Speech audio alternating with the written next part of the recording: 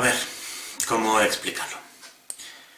Esa mañá erguínme, como a cada mañá, con grande dificultade, porque eu nunca fun moi de erguerme polas mañás, sempre preferín facelo despois de mediodía, como corresponde a alguén da miña categoría. O que pasa é que ás veces as categorías das persoas non se relacionan exactamente coa cantidade de cartos que teñen nas súas contas correntes. Ese é o meu caso. En casos así, pois é preciso erguerse polas mañás para traballar, e este tipo de cousas non queda outra. O caso é que despois de erguerme como a cada mañá con grande dificultade, pois procedín a realizar as miñas tarefas cotiás.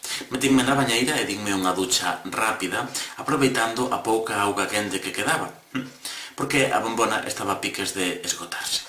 Saín da ducha, sequeime con grande delicadeza, vestínme, prepareime un delicioso café, curei a queimadura que me fixen na man, nesta man, para ser exactos, porque sempre esquezo que a cafeteira, a asa da cafeteira, pola parte de dentro, perdeu o seu recubrimento de plástico ou baquelita que impide, entre outras cousas, que queimemos a man cando collemos a cafeteira pola asa.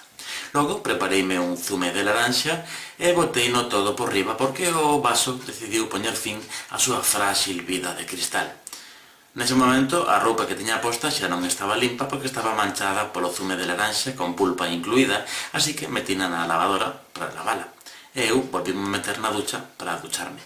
Esta vez a ducha foi mesmo máis rápida que a anterior, xa que a auga quente que estaba a piques de esgotarse, porque a bombona estaba a piques de esgotarse na primeira ducha, pois xa se esgotou de vez.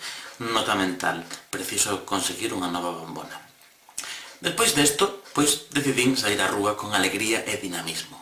Sorprendínme moito porque non había xente pola rúa, e iso non era normal, xa que as horas nas que habitualmente eu saía á rúa, pois habitualmente había xente, e non había xente nese momento. Así que pensei que o mellor, o que podía pasar é que me erguese eu antes de tempo. Pareceume extraño, nunca tal cousa fixera, pero sempre hai unha primeira vez para todo.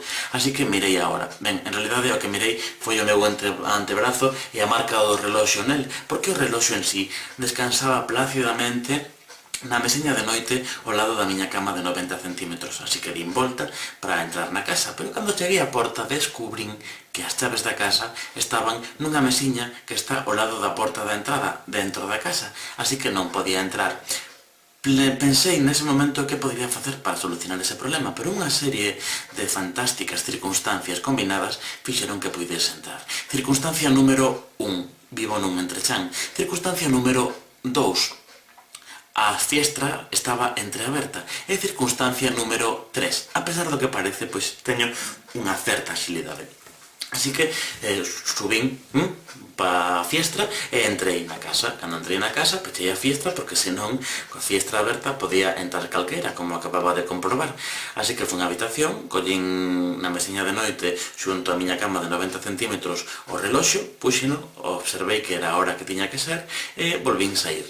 Cando pechei a porta, decateime de que de novo deixara as chaves dentro na mesiña que está xusto ao lado da porta da entrada. E nesta vez, como pechara a fiestra cando subira, pois xa non podería volver a entrar pola fiestra. Pero, ben, os problemas é mellor solucionalos a medida que se presenten. Saín á rúa de novo e seguín sin ver a ninguén. Entón, comecei a camiñar e sorprendínme un pouco cando empecé a ver cadáveres amoreados nas beiras rúas. Pero, claro, eu chegaba tarde a traballar e o meu xefe tiña a extraña tendencia de mosquearse e rifarche moitísimo se chegabas tarde a traballar, e eu xa estaba chegando tardísimo, así que non me puiden parar a observar a situación. E continuei camiñando, case correndo, para chegar o antes posible. E a medida que camiñaba, que case corría, para chegar o antes posible, observei sorprendido as moreas de cadáveres nas beirarrúas. Observei sorprendido os coches incendiados no medio da estrada, moitos. Era unha situación completamente apocalíptica, pero claro, eu chegaba tarde a traballar, non podía pararme a observar esa situación, porque chegaba tarde a traballar.